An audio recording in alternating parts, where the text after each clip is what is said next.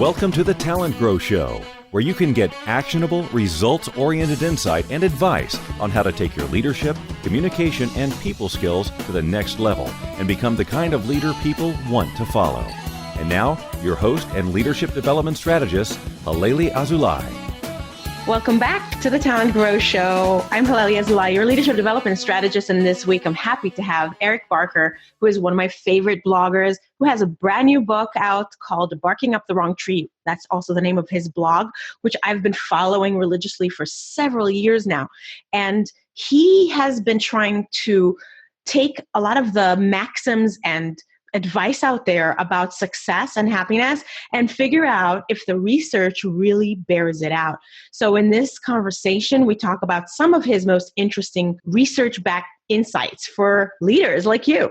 He shares a great exercise about how to figure out whether a goal is realistic or not and whether you should pursue it or maybe quit. He explains the science of why daydreaming can sap your motivation actually and what to do instead. He gives you a great tip for how to start every day on the right foot and lots more. So I think it's going to give you lots of insights and a jolt for action, I hope. And I'd love to hear what you thought about it. So here it is, Eric Barker on the TalentGrow Show. Welcome back. This is Halelly Azulay, your leadership development strategist. And this week I have one of my favorite bloggers on. I'm so happy to have Eric Barker with us. Eric is the blogger behind Barking Up the Wrong Tree, which is a very humorous and practical blog that I've been following for years that presents science-based answers and expert insights on how to be awesome at life.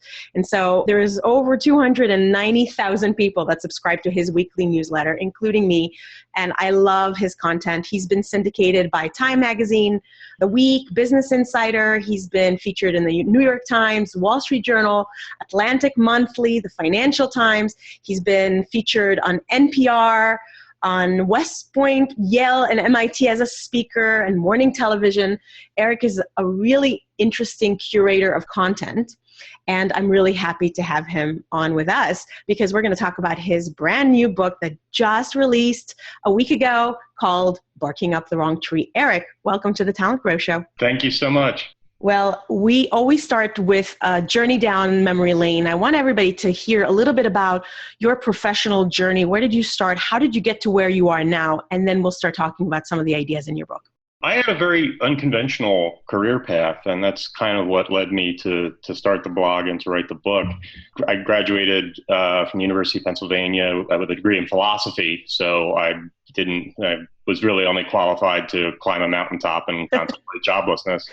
But then I moved to Los Angeles. I was a screenwriter in Hollywood. I wrote for Disney and Fox. And, after about a decade or so of that, I also got a master's degree from UCLA Film School. But after 10 years of the ups and downs, the insanity of Hollywood, I went and got an MBA. I worked in video game marketing for Nintendo and for Rational Games. And, one thing I just realized is that, a lot of the maxims that we have about success, they're not as kind of one size fits all as you think. And, we hear a lot of stuff that may or may not be true about, how to be successful and get what you want out of life. And I had such an unconventional career path that a lot of things didn't really apply to me. And after I graduated from business school, I was a little disillusioned and I was looking for answers. And I figured whatever I found, I would start sharing with other people. And that's when I started Barking Up the Wrong Tree, the blog. And I just started looking at research papers and science and started realizing that a lot of the answers that we look for that we think are big puzzles, there are actually already solutions for, but they're tied up in the long, dark corridors of academia. And so I started talking to experts and I started building the blog as I was working, a full-time job. And it just kind of grew and grew. And then I left the job, focused on the blog. And then finally, I decided to attack these success questions directly. And that's really what the book's about. Wow.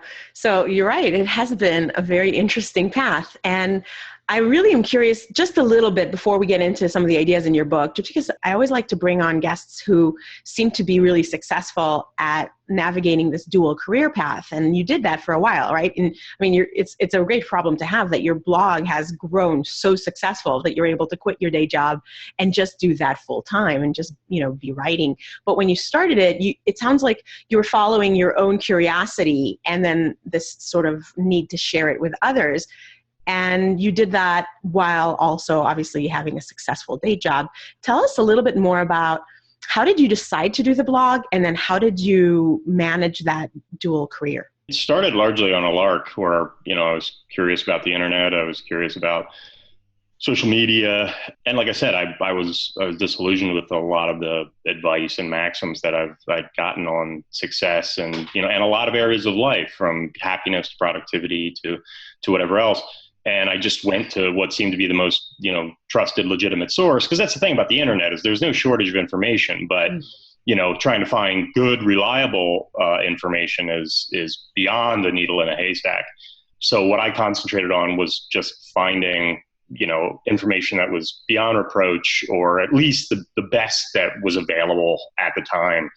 Like I said, I was curious about it myself. There wasn't any immediate motive for fame or wealth or anything like that. I just started posting these things up. Initially, I was just posting the abstracts to interesting studies. And then I started finding trends and cobbling those together as longer pieces. And then I started interviewing the people behind them who had written the books or done the studies. But yeah, it was a big challenge to do that at the same time as a full-time job. I remember there were a few years there where I would wake up at 6, I'd work on the blog until 9, I'd be at work by 10, I'd work until 7 or 8. Hours in the video game industry are a little bit different than your standard workforce. They come in a little bit later and they work a lot later. But yeah, so I'd wake up around 6, I'd work on the blog for like 3 hours, I'd, shower and get to work. I'd work from like 10 until 7 or 8. I'd come home and basically I would read until I went to sleep so that I would have something to write about the next day. Wow. That was generally about 6 days a week. Oh my gosh. Well, good. I'm glad you described this, because I think it really helps people get the sense that this is not something that you do lightly on the side. You're driven, you're passionate, and you're really investing in it. And I know that I'm pretty sure I've read in a couple of, at least in your blog, I'm almost sure it was in your blog, about how, successful people really focus on, sort of pick that one thing and then really pursue that by saying no to others. So it sounds like you really model that. On one hand, I try to be as objective as possible. On the other hand, certainly, everything that I read and look at that I post about is getting filtered through me. So either I relate to it or I know I'm making that mistake and need to address it. And also I've learned from these things where I read some of the stuff on productivity and stuff like that, and I start trying to implement it in my life. And it's funny because I've seen myself go from not being as productive to, and then screwing up the work-life balance issue. And then, so it's always a process, over the years, kind of, learning and correcting one mistake, making another, but you're kind of tick-tacking back and forth like a boat. And hopefully, after, a certain number of cycles, what you come to resembles a straight line. Yeah, cool. Well, this is really related to one of the concepts that I do want to talk about from your book and your blog, and that's knowing when to stick it out and knowing when to give up. You call that grit and quit, or grit or quit. And, of course, you need to get a copy of this book. It was just released. It's so huge and full. It's not huge. I shouldn't say that. That sounds scary. It's so full of interesting stuff that I actually really had a hard time narrowing down what we're going to talk about in this 30-minute podcast. But you should definitely get it, because it is written in such an accessible and funny way with lots and lots of stories and examples. And what I love about what you do in your blog, and obviously you've done that in your book, is that you sort of summarize it at the end. Like there's just following up on everything that you talked about in a particular chapter with the golden nuggets. So it just helps make it even more accessible. So let's talk about grit and quit. And you have this method, WHOOP method, which is so much fun to say, that is a very clever way to help us decide when should we keep going when it's hard and when should we quit. It's really interesting because the issue of grit and resilience has really caught on, and And understandably, because obviously a lot of people struggle with that. But the problem is that it's not as simple as, oh, we should just be more gritty, because if you never quit anything, well, I'd still be playing t-ball and watching cartoons and doing everything I did when I was 5. It's like there are things you need to quit. And quitting is actually very helpful, because if you want to become an expert at something, if you want to be the best in your field, if you want to get that, quote unquote, 10,000 hours of expertise, you can't do everything under the sun. The more things you quit, the more time you free up to apply grit to the things that really matter. So that, of course, begs another question, which is, well, how do you know what to be gritty on and what to quit? And Gabrielle Ettingen, I hope I'm pronouncing that name correctly, she's at NYU, and she found a really simple exercise that the research showed really helped people figure out when it was time for grit and when it was time for quit. And it has the cute acronym of WOOP, W-O-O-P. And basically what it comes down to is that's an acronym for wish, outcome, obstacle, plan. And so the first step is quite fun, and it's something we all do on a regular basis. It's wish. What is it that you want? And you can be as general as possible. You can say, I want to be successful. The problem is that if we just stay at the wish stage, your brain's not really good at distinguishing between, what you're thinking about and what is real. And so when we stick at the wish stage, that actually doesn't motivate us. In fact, it saps our motivation, because your brain can be fooled into thinking you've already accomplished it. And that's why when we daydream about goals too much, we often don't end up doing them. So you need the second step. You already wished. Now you need outcome. And that is, what is the outcome you want? So rather than, just, okay, I want to be successful, how are you going to be successful? So you might say, oh, I want to be a vice president at Google. Okay, that's doable. Then you need the third step, which is obstacle, which is what is in your way. This is where the rubber meets the road. What is the problem here that has stopped you from doing it thus far? So if you say to yourself, well, I don't know anyone at Google. So that's certainly an obstacle. And then the fourth is a plan, where you say, okay, how can I address this obstacle? I'm going to go on LinkedIn, and I'm going to see if I do have a connection at Google, and if not, I'm going to see if I'm 1 degree out from someone. I will reach out to them and see if they can give my resume to HR.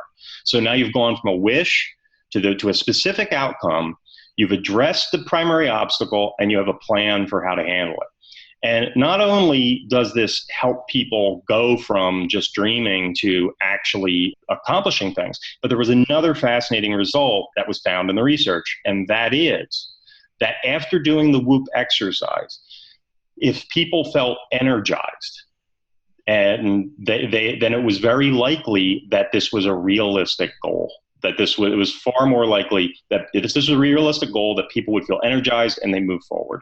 If it was an unrealistic goal, if the wish was, I want to be successful, and then the outcome was, I want to be king of France by Thursday, then all of a sudden people went through the WHOOP exercise and they kind of felt not so good.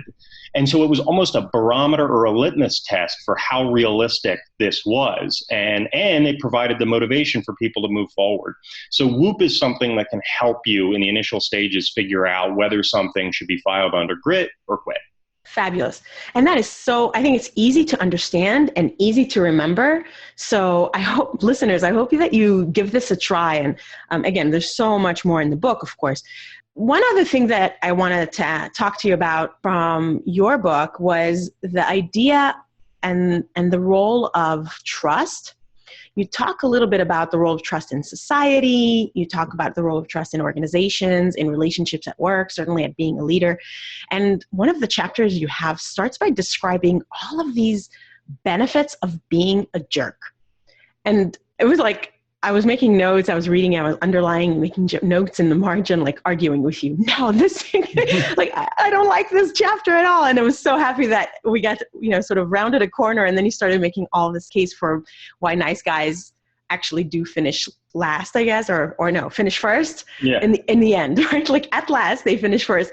So it's a very interesting kind of dichotomy that says that maybe there is some quick wins for being a jerk, but in the end, it destroys trust. So, and you tie this to the country of Moldova, and you keep saying, don't be a Moldovan. And even if I'm saying that right. So let's talk about it. Why do you think that is that jerks do have a lot of success? And why do you say that in the end, it's better to be a nice guy? What I was trying to do with each chapter, I treat it like a court case. I try and give both sides, of the story, because frankly, it just drives me crazy when you read these platitude riddled books just saying, oh, be nice and everything will work out. Because every one of us knows that's not true. Every one of us knows a jerk who got ahead. Every one of us knows that, it's not just enough, at least in every circumstance. We've got plenty of examples around us. So to me, it's disingenuous to just be like, oh, just be nice and everything will work out. Mm-hmm. We all know martyrs who work too hard, who do too much, who get abused, who get taken advantage of. And I just think it's, people are in denial when it's just, oh boy, everything will be fine. We know that's not the case. And we all love to get hope, and I try to definitely do that. But first and foremost, it's like we need to address the elephant in the room, is that bad guys sometimes do fine. And, the critical distinction in a lot of the research, is short-term versus long-term. That is really the biggest distinction is, in the short term, being bad can be very good. And I'm not advocating that. But who is likely to be very bad to you? Well, a used car salesman. Why? Because he's going to sell you the car and he's probably not going to see you again. Who's likely to be good to you? Well, your family, your parents. Why? Because, hopefully, likely, they're going to be with you the rest of your life.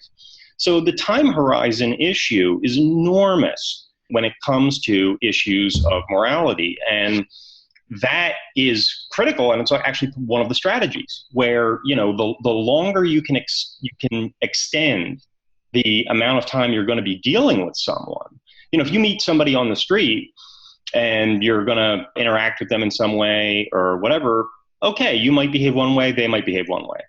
But if this is someone who is introduced by a very close friend of yours, and a very close friend of them, I think you would behave very differently in the sense that you wouldn't want to upset your friend, you have a connection that is going to be ongoing. So in short-term elements, you see a lot more cheating, and in zero-sum games. In other words, where me winning means you losing, where you winning means me losing. There is no opportunity for value creation. We can't work together and actually make the pie bigger. We just, every nickel that you get is a nickel I lose.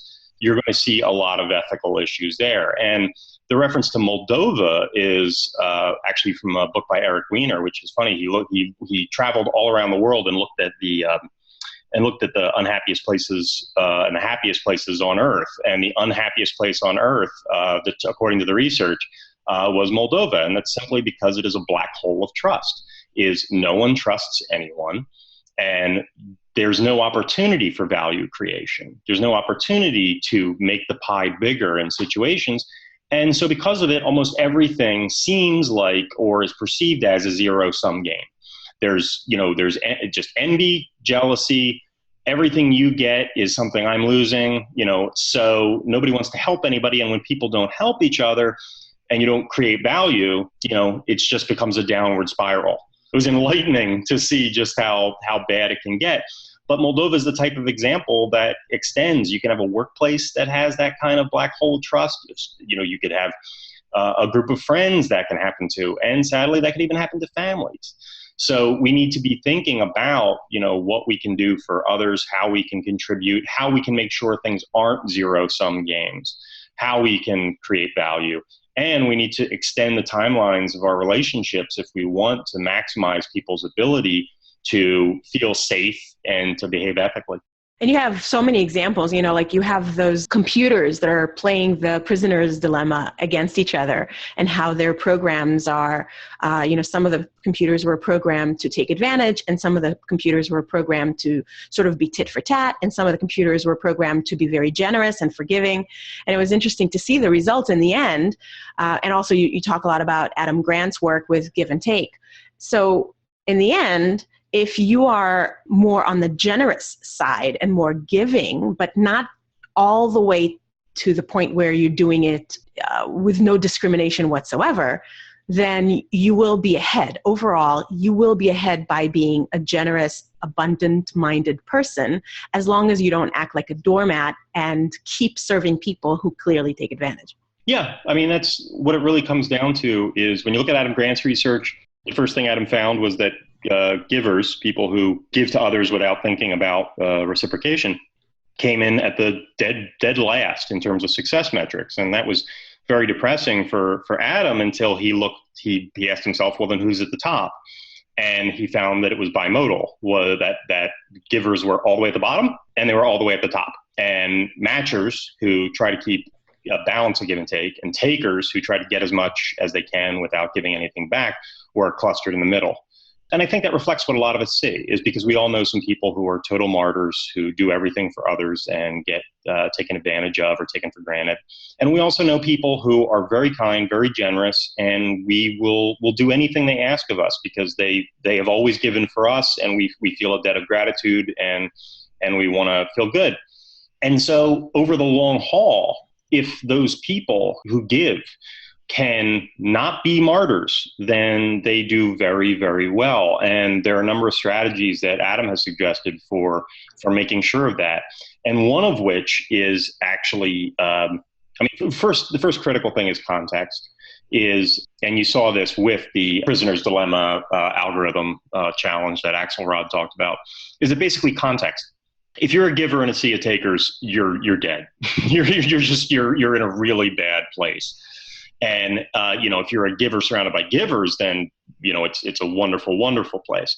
But the truth is that even a small percentage, they found this out in the algorithm challenge, even a relatively small percent of givers, if they're connected to one another in an organization or in a group, can produce an enormous amount of value and protect themselves. The problem is when they don't know each other, when they're split up across an organization, or when there's just so few of them that they're constantly taken advantage of. But that, and the other key thing is givers getting to know matchers, because not only do matchers believe in personally keeping a balance of give and take, but matchers also, there's a strong theme of justice that runs through matchers. They feel that the world should be balanced. So what Adam has seen in his research is that when givers are surrounded by a group of matchers, the matchers will protect the givers, because the matchers do not feel it is right that the takers take advantage of these good people. So there are a handful of strategies, like I said, by looking at the makeup of the groups you're in. If you're a giver headed into a company surrounded by takers, that's a really bad sign. And another thing is just to make sure that there are other givers or matchers around that can offer help and protection from the evil takers. Yeah, and I wish we had more time to get into all of the content that you have about networking, which is a topic near and dear to my heart. I'm working on a book on networking, but there's a lot of suggestions you've seen in the research that say that when you look to be surrounded by others who are like you, all boats rise. You all benefit from that. So that sounds like a strong suggestion, which is if you feel like you're surrounded by the wrong people, put yourself in a new situation or seek to connect with other people who can help you feel lifted and help protect you. Yeah, one of my favorite quotes was Bob Sutton, who's a best-selling author and a professor at Stanford's Graduate School of Business. He said that whenever you are interviewing at a company, he said, go out and look around at the people who work there. He said, because you're going to become like them, they're not going to become like you.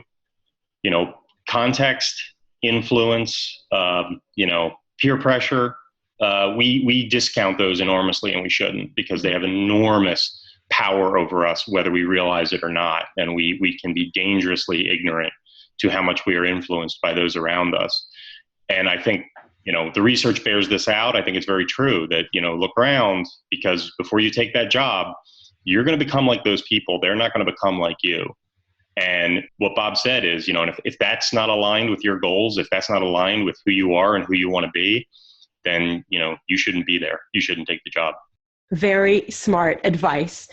All right. Well, Eric, we need to start wrapping up. And before you give everyone something really specific that they can take action or do today, this week, to ratchet up their own success, their own leadership and personal success, what's new and exciting for you? I know you are now in the throes of book launch mode, and that's a big deal. Is that what's got you excited these days, or is there anything other than that? I'm always trying to read good books. I'm always trying to talk to interesting people. So I'm very lucky in that I'm usually pretty stimulated. But yeah, I mean, the book's focus is taking these maxims of success we've all heard, like nice guys finish last, and it's not what you know, it's who you know, and quitters never win, winners never quit, and putting them to the test. And I'm just really excited about getting that information out there, because I think there are a lot of people who appreciate these pithy slogans, which may or may not be true. And it's really great to get that out there and get the reaction from people and hear what they have to say. And just to kind of spread the word about, what the research and what the experts really say about these things. So I'm enjoying the whole process. Well, and thank you for your work, because I think that you have already and will continue to help a lot of people, because most of us don't have the patience or the time, and frankly, maybe not even the inclination to pore over the academic papers and help convey those to lay people's terms and translate them to what everyday people can use. And so you're doing a great service, and thank you. Oh, thank you. You're welcome. All right. What's one specific action that listeners can take today, this week, to ratchet up their own success? I would say in terms of overall feeling better, I would say, gratitude exercise is really fantastic before you get to work. Just send anyone a thank you text or a thank you email. Gratitude is one of the positive psychology has just shown that gratitude, taking the perspective of gratitude, is one of the best ways to boost your mood. When you feel better, you often do better in many areas. That's been shown as well. And it's as simple as sending a thank you text or email to someone who's done something good for you. And the best part about gratitude is that, unlike a lot of other happiness exercises, gratitude is infectious, because by sending it, you're making someone else happy as well. The thing I would say, good first step is get yourself in a good mood. You can do that by making somebody else happy. So just sending a gratitude text or email first thing in the morning every day is a great way to get yourself started on the right foot. I love that. Giving value to others and yourself at the same time, and start your day on a great way. Cool. Well, thank you for sharing that, Eric. And I want everyone to go and grab a copy of this amazing book, Barking Up the Wrong Tree. The link is in the show notes. And Eric, how else can people stay in touch with you, follow what you're doing? The URL to my blog is a little crazy, and there's a long story behind that. So the best thing to do is to just Google Barking Up the Wrong Tree or my name, Eric Barker, and check out my blog. And I've got a weekly newsletter, one email per week, that sums up the latest stuff I've been doing, my latest writing, and offers a lot of other bits of useful productivity, happiness, etc. advice from legitimate sources. So yeah, I would say Google Bark Up the Wrong Tree, Google Eric Barker, sign up for the weekly newsletter is probably the best way to keep up with what I'm doing.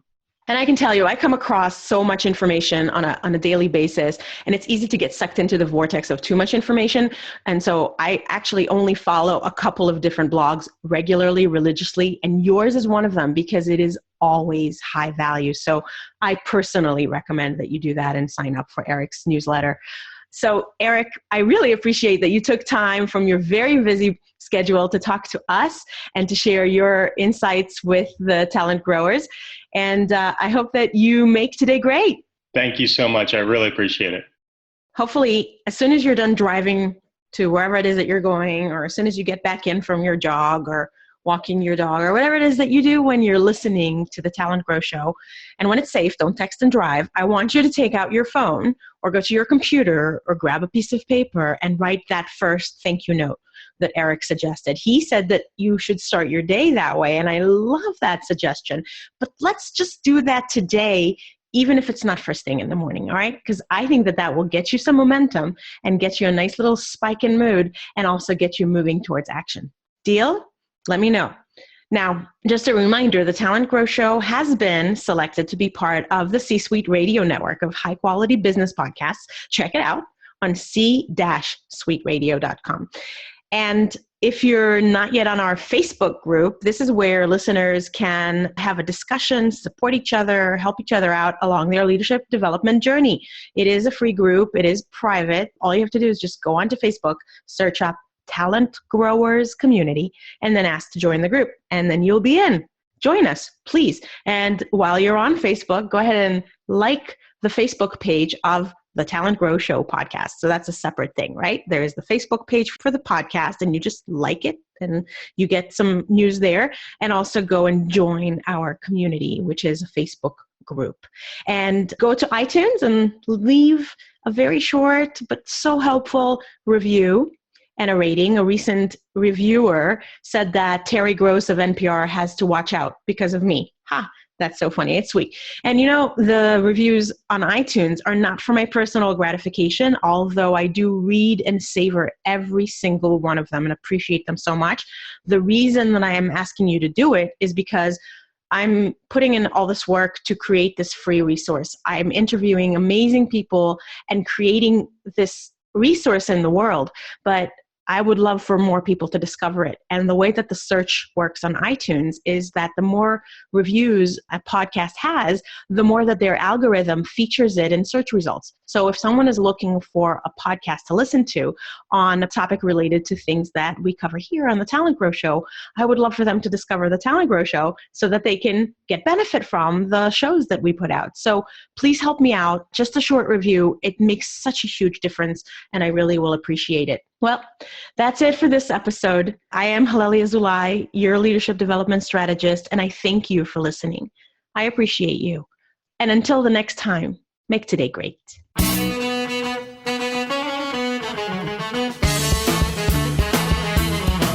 Thanks for listening to the Talent Grow Show, where we help you develop your talent to become the kind of leader that people want to follow. For more information, visit talentgrow.com.